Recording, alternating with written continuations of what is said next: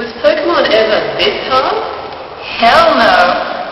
I really miss the good old days when Pokemon was popular. Speaking of which, were you guys watching Cheaters last night? Actually, yes, I knew Brock would get caught one day.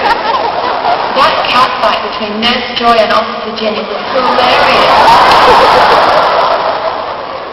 I saw Ash on the street the other day. I hardly even recognized him. He's changed so much.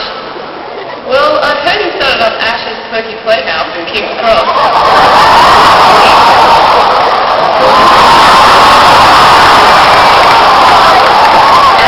Professor Oak told me that Misty was arrested yesterday. Apparently Psyduck is pressing charges for domestic abuse. Wow, did Pokemon mess up everyone's lives?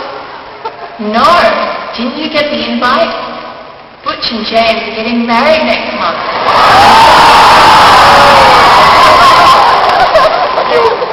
And Jessie opened up that new hairdressing salon she's always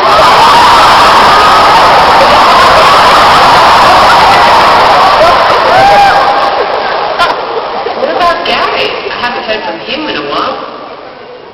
Well,